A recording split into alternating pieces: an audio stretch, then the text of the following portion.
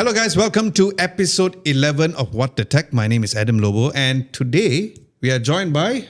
Vernon. Okay, so in case y'all did not know that Vernon has been in the industry for more than 15 years. He started when, there was just blogs, there's no social media. I always wanted him to be in the podcast because besides us being very close friends for so many years, every time when we start talking, we cannot stop. So that's good news. That's true. That's true. I mean, thanks for the introduction. I think I met Adam a little while ago, and it was like during an LG event or something. Yes. And then we started to kind of see each other more during events. And See each other more. See each other more, yeah. We got to know each other, and I think we share a lot of common values.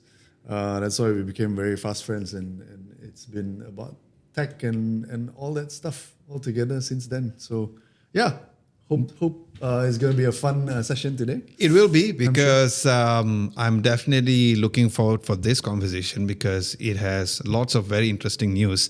So just to let you guys know that for the news this week, we have the Google Pixel 9A launch, which technically just launched by the time we're recording this video, which is on Thursday morning. So it was yesterday night. Unfortunately, we do not have the devices here, but we're going to dive deeper into that story. The second story would be the S26 Ultra might come with a very long lost feature, which Samsung started with other smartphones followed. They stopped it. Don't know why they stopped it. ASUS has released an ROG Phone 9 FE version here in Malaysia. And the community question, and also something that we've also wrote about in our website, which is the iPhone 17's Air, rumored to be portless as well. So, of course, when it comes to leaks and rumors, you have to take it with a pinch of salt or a whole bucket of salt, as you say, because that's why we are here to do this. Now, if you guys would like for us to talk about any other topics, or if you want to participate in this discussion that both Vernon and I are doing today, be sure to comment at the comment section below. And if you're listening to this podcast, it's available in every podcast platform, audio podcast platform like Apple Podcasts, that annoying Spotify, which I don't like, but it's available for those of you who are actually listening as well. Okay, so let's go for the very first news. Vernon, we have the Google Pixel 9A launch. Now, what's interesting is that this particular launch is in conjunction with the release of a budget phone. So based on this, you being in the industry for the longest time, what are your thoughts about this new Pixel 9A?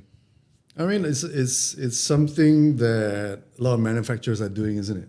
Trying to sell something that's flagship specs or with features, and trying to accommodate a kind of like a more accessible crowd or audience. I think it works because all the manufacturers are doing it, and based on what happened with the Pixel 8a, for instance, which also did very well, and I think this 9a would be a step above. I think it's priced quite nicely, 2007 or thereabouts. Yeah, the exact official price in Malaysia is 2,699 Yeah, it's about $499 USD. Yeah. Right? Yeah. So, I think it packs the features that someone who wants a flagship phone but cannot afford it kind of phone kind of audience that want this kind of phone has a good camera, something that the Pixel is known for, and of course, being a budget phone, the build quality is a little bit less. It's plastic. It's not glass as the Pixel Pro XL. But otherwise, also it has a bigger battery.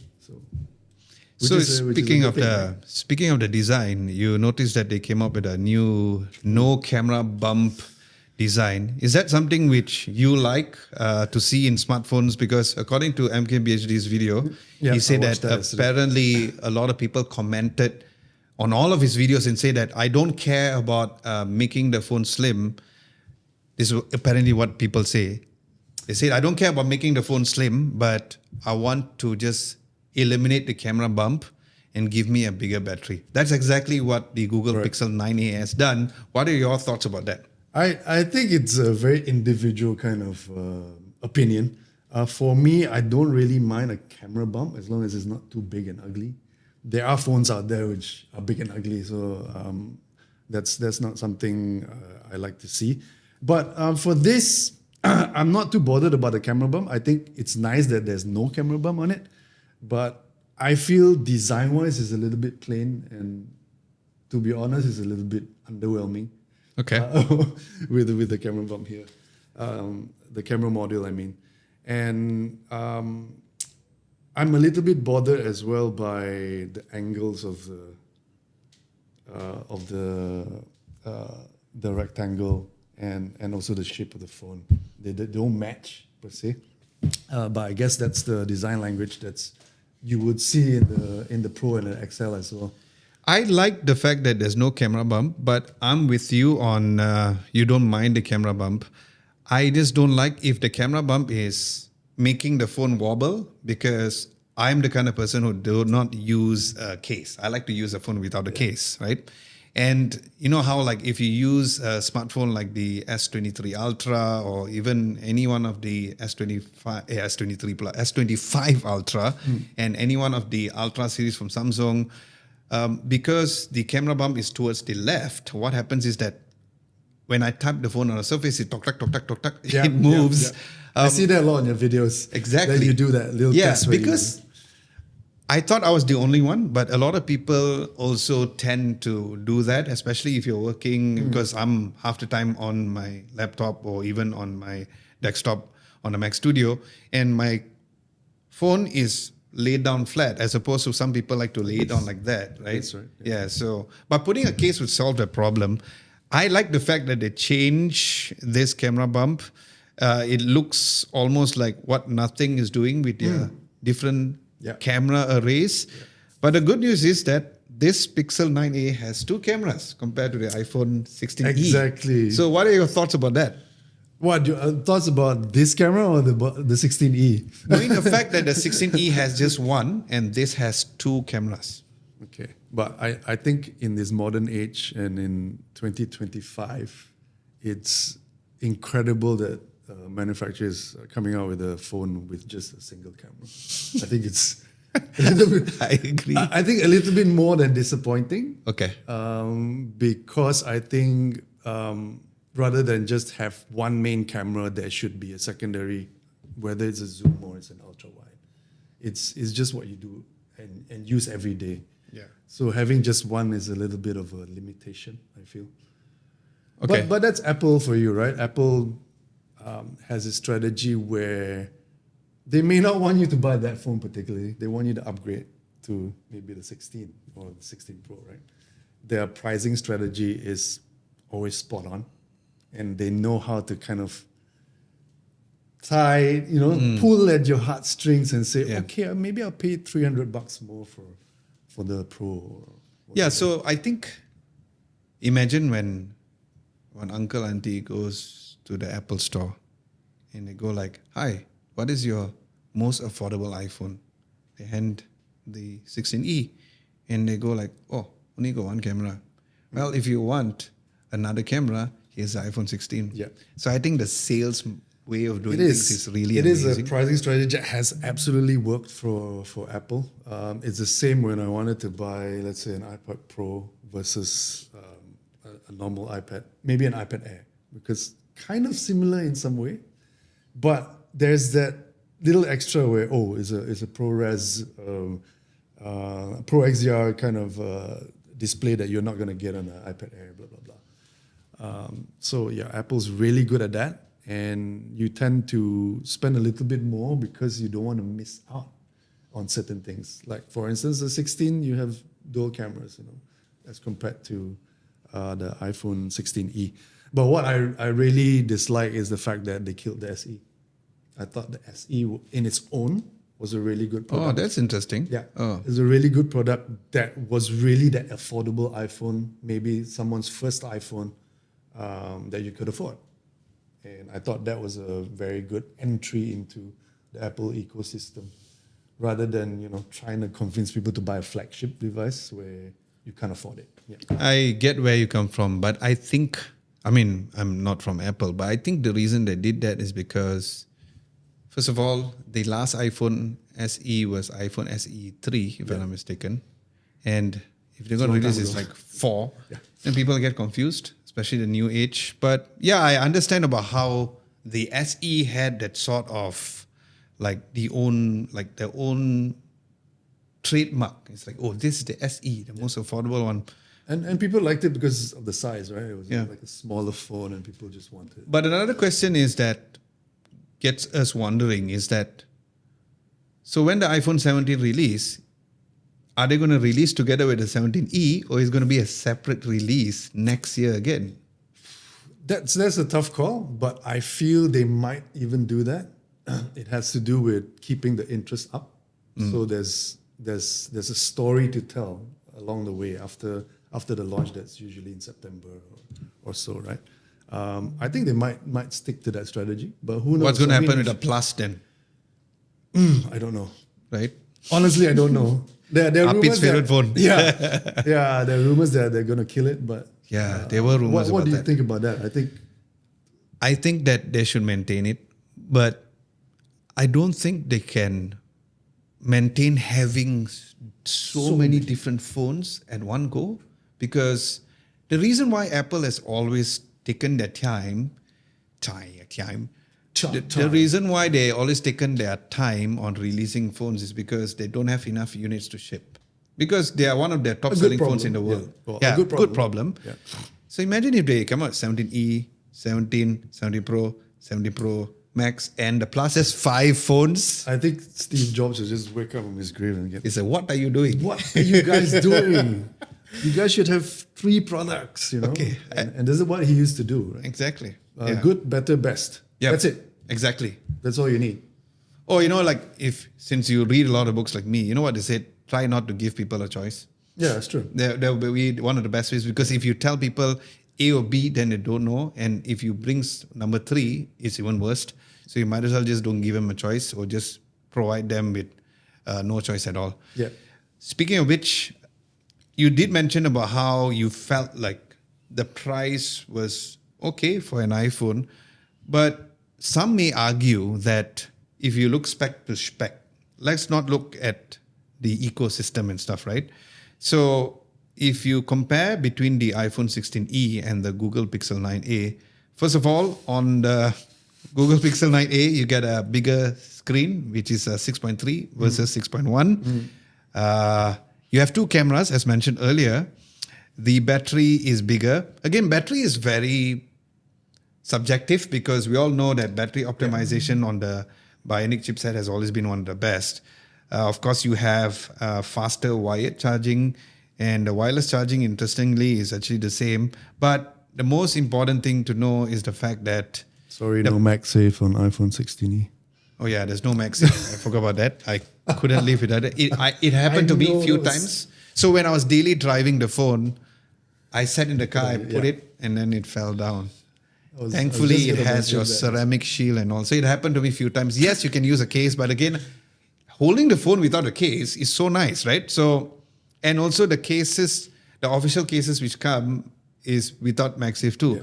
So I always like the official cases.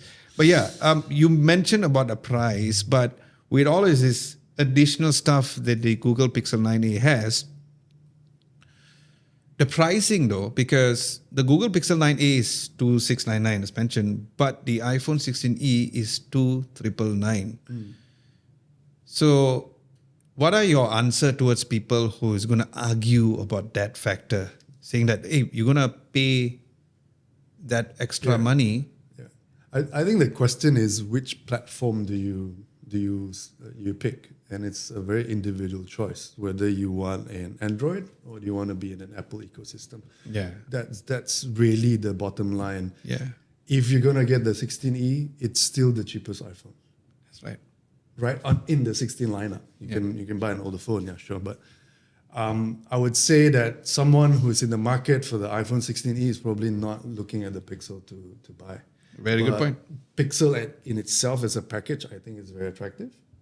2699 if you're into an Android phone, which is, no frills and as Google intended it, Android as Google intended, which is nice. I'm a fan of a Pixel, so I don't have one yet. But yeah, I was looking at the Pixel Pro and the 9 Pro and the XL as well. So, but yeah, in terms of price, I think it's a good value proposition. They've done enough to kind of tick all the check boxes, and you don't feel that you're being stifled like in the iPhone 16e. So if you're looking at a Pixel, you want an affordable phone, Pixel 9A is pretty good choice. All right. Thank you. Moving forward, the next story would be the S26 Ultra might bring back the long lost camera feature from the S9. Now, what's interesting is that for those of you who have been following Samsung's S series, the S9 was the very first smartphone that had the variable aperture. I remember shooting that exact phone in Paradigm Mall, and I remember focusing on the camera module at the back to change the aperture and go like, wow. There's a mechanical kind of, you see the aperture. Exactly. Right. What are your thoughts about Samsung bringing it back into the Galaxy S26 Ultra if that is really the case? I think my question would be why. They killed it with the S20. I mean, I was a fan of the S9 and the S10 Plus, and I told you earlier that I still have them. Don't use them anymore because the batteries are like a little bit screwed over the years. But it was a very interesting and useful feature, I think, for those who are photography enthusiasts, where you kind of want to control depth of field, or maybe you want to have better night shots. You could play with the aperture. But on a new modern phone, I think computational photography has come so far. And you have so much AI, all this AI stuff that's going on into cameras. You don't really need a mechanical kind of apparatus to deliver that kind of results. I mean, you already see all this post-processing in our phones right now. You want to get depth of field, no problem. Just a slide of the finger, and you get that. So I'm not really sure why they want to bring this back. Maybe they have a more advanced version. Of course, you cannot beat a mechanical kind of mechanism. But I mean, let's see. S26, why not? S26 Ultra. I actually It's agree going with to come you. with three cameras, 4 cameras. Yeah, usually the Ultra will have 4 cameras. But I mean, this is super early to say because usually the Ultra or the S25 will be only released like towards the early of the year. So we literally just came back from Unpack like a couple of months ago. I am with you about the fact that why now? Because like the last camera smartphone that I tested, the physical aperture, was the Huawei Mate X6, the foldable, and also the Mate XT has that as well. How do you find it? It was good, but it's not like I can't live without it because we reached to a point whereby the digital aperture control, which a lot of smartphones has done it very well, besides the iPhone, like the Vivo and the Xiaomi 15 Ultra, you can always Which is adjust. amazing. Yes, it is. It's amazing, So yeah. that video is coming up soon. Because when I saw the pictures coming out from the Vivo X200 Pro and also when the Xiaomi 15 Ultra, when you see the different kinds of focal lengths available, like 23mm, 85mm, you can see the shallow depth of field. It does not look like it's fake, like how it was last time. Absolutely. So you're right. I'm excited, but I don't think that it's a wow factor in 2025.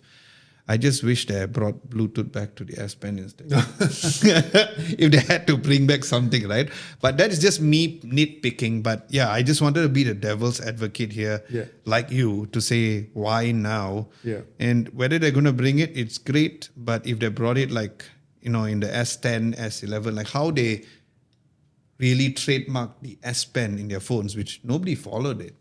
I think they should have just maintained that and don't fix something which is not broken. Do you think that we've come to a stage where the bottom line is, the baseline is already so good that they needed something else to kind of enhance, and they needed another story to tell with the S26? Yeah, could be. Do you think? I mean, everything's about AI right now. It's becoming a bit boring and monotonous. But maybe a mechanical thing, in the age of 2025, maybe we'll get something to talk about. Could be. And what's interesting is that just looking at the picture of the Galaxy S9, right? There's no camera bump. I love it. To be honest, the S9 and S10 were like my favorite. The S10 for me. Galaxy phone. I think the S10 was one of the first ones to have like a vertical landscape camera layout. Yeah. You know, so good. The screen was nice, just nice in the hands. But yeah, Missed the good old days. yeah, the S10 had that frame around the camera bump. So I welcome not having camera bump, but as long as the camera bump, so like the Pixel 9 Pro XL and the Pro has that visor, but the way it props the phone is like gives you an angle like as though it's like a mini stand, Yeah. so it doesn't wobble at all. So yeah, I think let us know what your thoughts are. Do you think that this particular feature of having the aperture control, the mechanical one, matters to you, or you feel like you can just live with the different kinds of AI processing? Because I went for MWC. I haven't done a video on that, but I wanted to also, because everybody talks about Snapdragon, I wanted to highlight how powerful MediaTek chipset is, because one of the reasons why the Vivo X200 Pro and Oppo Find X8 Pro is so good is because of the MediaTek Dimensity chipset. They've come a long way. Yeah, exactly. Because they used to come up as the budget chipset, and right now they come up with really good stuff, and that's the reason why you see the great image processing for both of the phones. So yeah, that would be for the story of that. Then the next thing is a very surprising launch from ASUS, where they released the ROG Phone 9 FE. What are your thoughts about that? Anything that drives sales, I guess. Okay. But I mean, again, it's a little bit like it's like the 16E and the 9A, right? It's to meet a market that's looking for flagship-like specs, but with a kind of like a thinner wallet kind of thing. I think the FE kind of meets that. And I was talking to you earlier about the fan edition, where I think Xiaomi was the one who started it first. Yeah. In those days. Long time ago.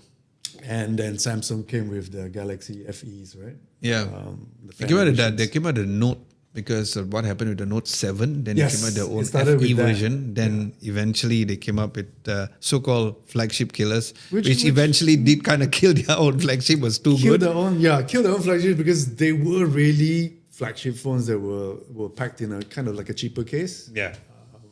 Less build quality, design wasn't that great, but in the end, performance-wise, if you want the performance to price ratio, that was a very good deal.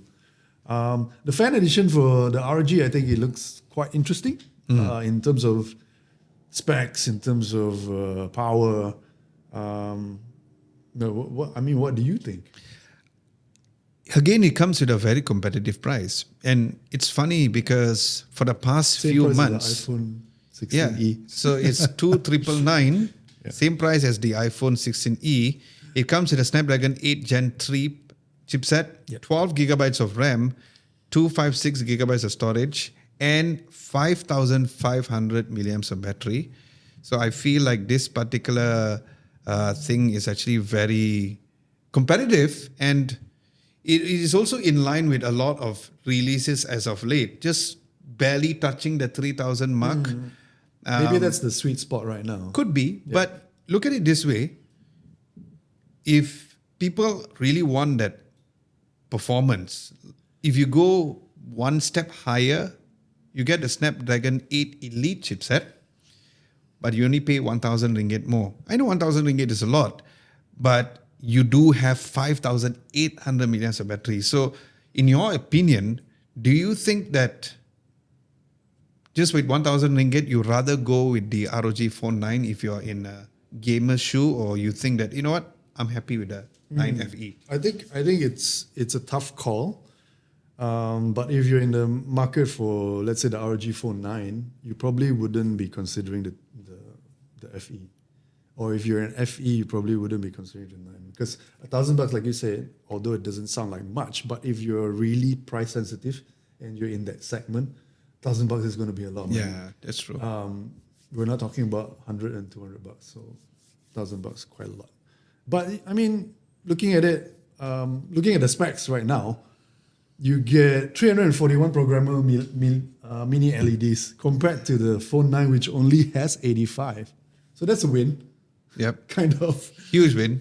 Yeah. 85 versus 648. I mean, we tried the Pro, very good phone. But again, this is so much catered towards the real gamers. Speaking of gamers, do you still think that gaming smartphones is a thing in year 2025? The reason I ask because like even some phones, like other phones which using the Snapdragon 8 Elite chipset, like the S25 Ultra and other ones, even though it's not a gaming centric phone, but when you play something heavy like Genshin Impact, it still does very well. Sure. So do you still feel like this gaming centric phone is, like something which people look for in year 2025, or you feel like there's a audience specifically for it? I think this is a very good question. It's very interesting. And I feel it's still and always will be very niche. So it is a niche product, and they cater to a certain segment of hardcore kind of users who really want a gaming phone. You're right to mention that a lot of the, let's say, the flagship phones are capable of high-end gaming. Same with the iPhone. Yeah. iPhone's excellent for gaming, for high-end graphics and stuff like that. But it's not marketed as a gaming phone. So the thing that ROG is doing differently is building that ecosystem around it. You've got all the accessories, and all that stuff, the gamepad, Good point. whatever. I think that's a very purposeful kind of product compared to, let's say, a plain Jane ASUS phone. Yeah. So that's for the mass market, but this one's not. So you're willing to pay for that. Yeah. And you want to be in that ecosystem of gaming products and accessories. So do you think, based on your understanding of how, because you've been around for so long, do you think that the ROG 9FE will oversell the ROG 9 because of the 1,000 ringgit difference? No, I don't think so. I think it's going to be a subset of the market that's in the gaming phone overall. Yeah, I think for me, I just feel like it's a good way for people who cannot afford a gaming phone who wanted to try. The UI has improved a lot on the Pro Edition when we try that. But again, I think it all comes down to the price, and the price is pretty competitive. And the Snapdragon 8 Gen 3, it's not a slouch either. No, it's obviously actually not, yeah. still very powerful. A lot of smartphones are still using this and is going strong. But I think the biggest question that people need to ask themselves before buying the phone is that, of course, the software updates, because it's obviously not as good as what Samsung provides or the Google Pixels of the world when it comes Not to as quick and not as frequent. yeah. But speaking of quick, the One UI version 7 hasn't been very quick. So a lot of people have been very It's upset a with big it. update, I guess. Yeah, it is a big update, but like people like us, we are very fortunate because we always get to try the new devices. But I'm speaking on behalf of the ones who bought the previous flagships. So it has been slower than usual. I can understand why it's later, but yeah, I think the idea of it being late also can be quite sakit hati lah for people who are really looking into that as well. Okay, then the next thing that we're going to be talking about, and this is the same question that we asked on our YouTube community page, where you give a poll and answer. So this is based on the iPhone 17 Air having a portless phone. It means being a portless phone. So before we even talk about that, do you predict that there will be such thing as an iPhone 17 Air in the year 2025? I don't think it'll happen in 2025. Interesting. It's an interesting idea to have a completely portless phone. But I feel it's more for cool factor rather than functional. And I think technology is important, where it either drives something new, completely cutting edge, or it solves a problem. Does this solve a problem? So my question is, does this actually solve a problem without a port? It may look nicer because, aesthetically, Apple always wants to keep things simple and clean. But I feel functionally it's something of a detriment to our consumers' lives. What do you think? I'm not sure if you share the same view. I know you like aesthetic things and also simple Yes, and exactly. beautiful things as well.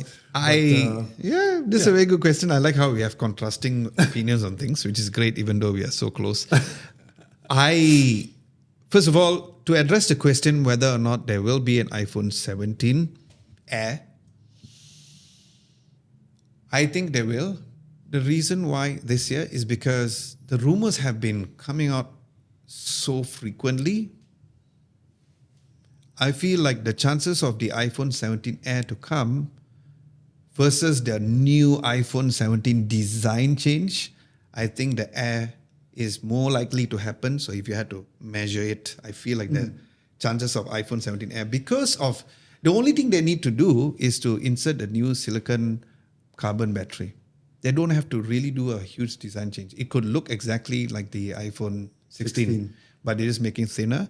So that is my idea and why I feel like that is coming up. And there's too many leakers. And when you see too many leakers coming up on that, the Portless one, that idea of the Portless one came like many years ago. Yeah. So like people like John Prosser talk about it. This was pre-USB-C. Right? They said they're removing the lightning port and Apple's just not going to do USB-C. We're just going to remove all the ports. Exactly, but that everything didn't a happen. wireless. But that didn't happen. Wireless device, yeah. That didn't happen. It's impossible. So looking at the comments, we had a couple of comments here. So we have from NASA D's 92. He said removing the ports limits the phone's functionality. I doubt that this would catch on. What do you mean? I mean, since you say that's your point, what do you mean by phone's functionality per se? Yeah, so you don't have an option to charge your phone via cable, which is removing a functionality. I agree. And also, of course, there's wireless charging, but wireless charging is also slower. Yeah. And also, because I shoot in ProRes a lot on the iPhone. Fun fact, when I went to MWC, I didn't use my Sony camera at all. I used the iPhone ProRes all the way. So the quality is fully ProRes. Of course, AirDrop a ProRes file will take you 7 years and 20 months. So I think that functionality is very important to use a wired option, or you can just connect an SSD directly to an iPhone, and that will give you faster. Although it's not the fastest USB-C port, but I agree with it when it comes to functionality. I just had a port. I just had a thought about the port, right? So if there's a portless phone, Apple has the opportunity to create a dongle for you. What kind of dongle? That plugs in from the MagSafe with a USB port. So you can use. That's a very good thought. It's the similar thought where last week I thought about. It might happen. No, you're right. It's similar. Like sell you for USD $99. That's a very good point. It's like the Apple wheels. Remember the wheels? Okay, I feel that it's similar like what I mentioned last week. You know how Xiaomi came up with that modular thing using magnets at the back? Which is really cool. Super cool. I love it. Cool. Yeah. But reminds me of Motomods. Oh, yes. Remember? Correct. Motorola with the Motomods. Oh my God. Those were cool. Totally forgot about that. That's why we need someone old school like Vernon here to really actually remind us. Since Apple was the first one who kind of introduced MagSafe and all into the whole ecosystem, imagine if, since I use ProRes a lot, so imagine if Apple were to come out with something like that. Oof, that'll be so amazing, right? So yeah, I mean, it's also time for MagSafe 2.0 or 3.0, right? Yeah. It's going to be much quicker and fast charging, or even additional as quick. I mean, if it charges as quick as a USB-C, then okay, maybe I'll be convinced, but I don't know. But coming back to the iPhone 17 Air, if it was a non-portless iPhone 17 Air, then that might happen. Yeah. And we were also talking about the Plus, right? Yeah. Earlier on, where it might get canned. It could just be a change of name, product name. And instead of an iPhone 17 Plus, you get an iPhone 17 Air instead. Oh, yeah. That could right? replace. Yeah. Well, I guess we all have to wait and see. Yeah, that's a very good point. There are other comments here from HTK. He says, "I don't underestimate the Apple fanboys' willingness to accept whatever garbage decision from Apple." I kind of agree. Okay. In some way. Okay, please explain. They're not called Apple sheep for nothing, right? So I mean, I'm an Apple fan. Just that I don't kind of blindly accept whatever garbage decisions Apple makes. Okay.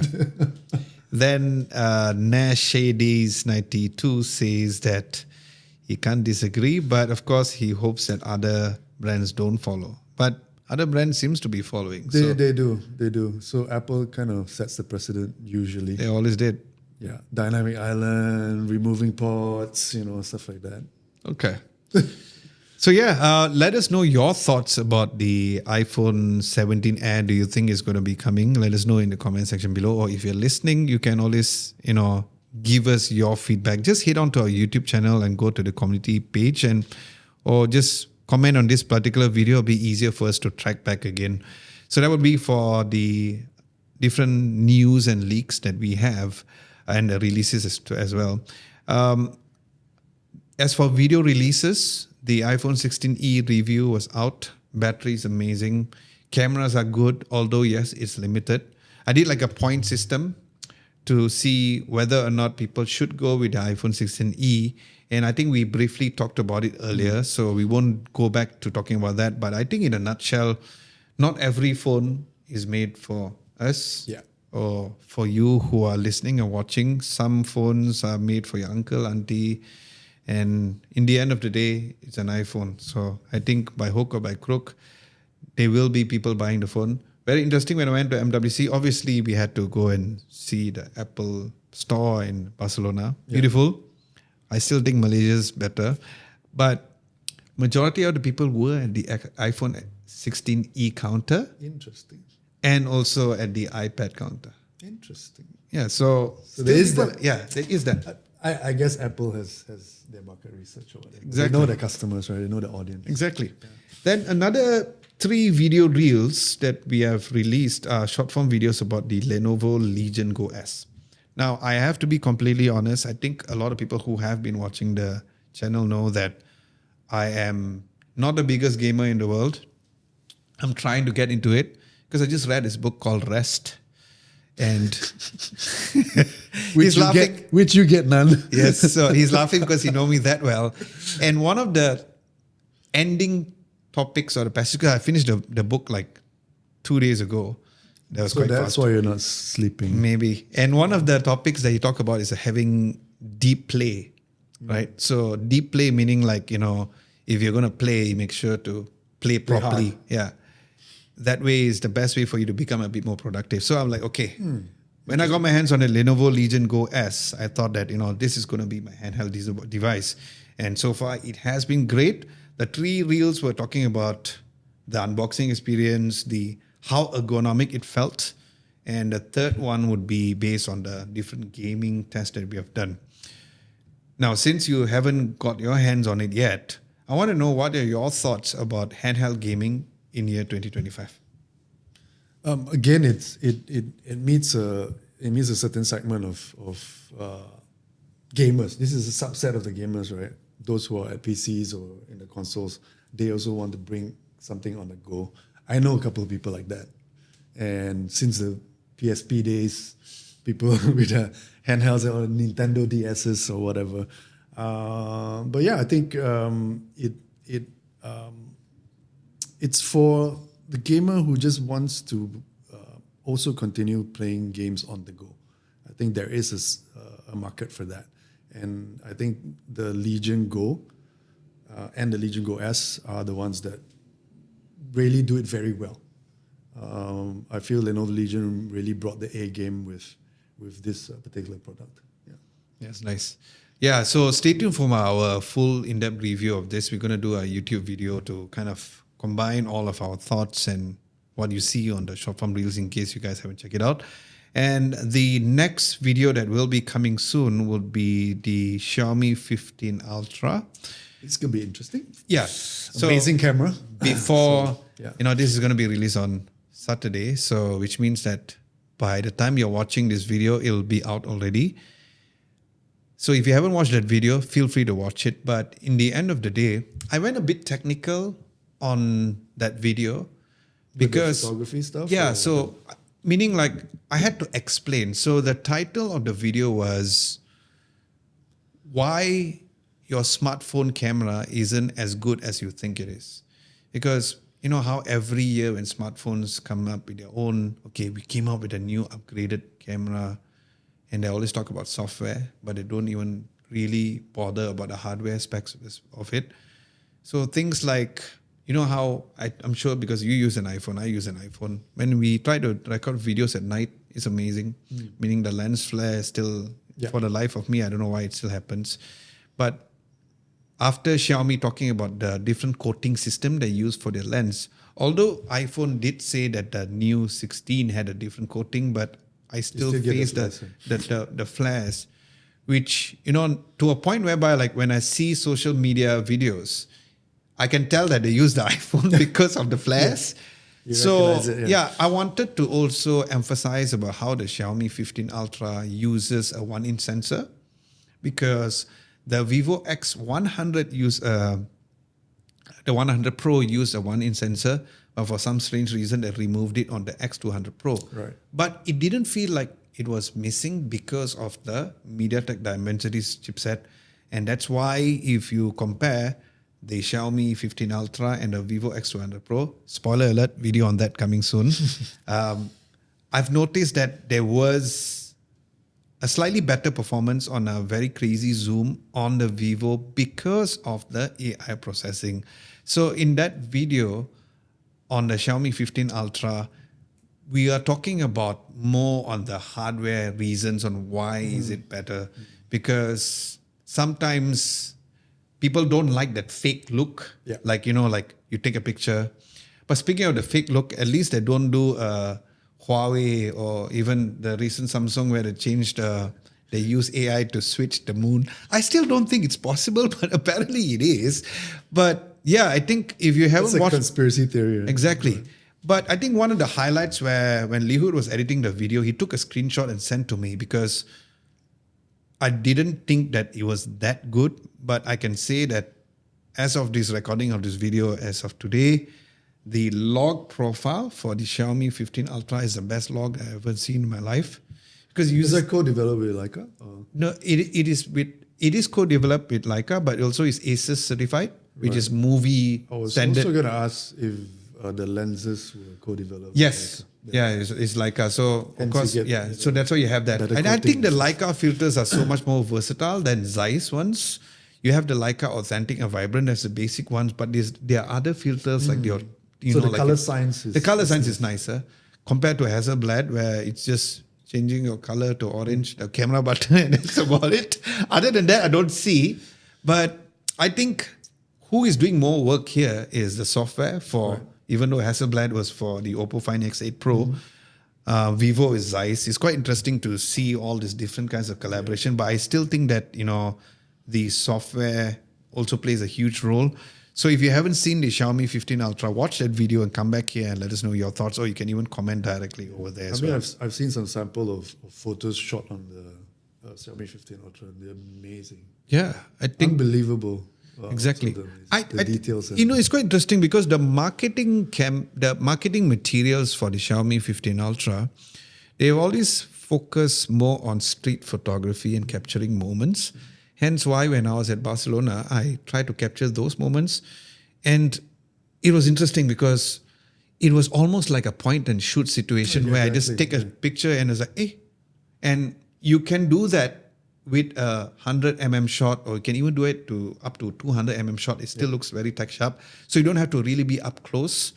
And the macro photography, you don't have to have a dedicated lens like some people do it. But the macro photography is also very, very great. I'm still in the midst of testing to compare within that and the Vivo X200 Pro. So stay tuned for that video, which is coming soon. Hopefully I can release it before going. So before we close the whole entire podcast session, next week I'm heading to Singapore. I can't tell why because I signed an NDA. But yeah, stay tuned for. So you don't the announce reason it why. because you can't tell. Yeah, so I announced that I'm not going to be around, so Vernon might come back. And at the same time, stay tuned for more releases. Like I said, first and foremost, we are looking to have the Google Pixel 9A here in Malaysia as soon as we get it, because in case you all did not know that it's only recently that the Pixel devices are here officially in Malaysia. Finally. Yeah, finally. You don't have to go and buy it from Singapore and Australia. That's exactly what I used to do before this. DirectD. Yes. So- DirectD last time, but ever since they became MCMC certified, then they couldn't. So that's part of the government thing. Lah. So now it's fine. Other than that, stay tuned for even more comparison videos that I plan to do. I can't tell yet because I want it to be a surprise for you all. One of it is already mentioned earlier. But yeah, next week is going to be more videos coming soon to you. With that, we'd like to say thank you so much for watching and listening. My name is Adam Lobo. Thank you so much. I'm Vernon signing off. It's been fun. And we will catch you guys next week.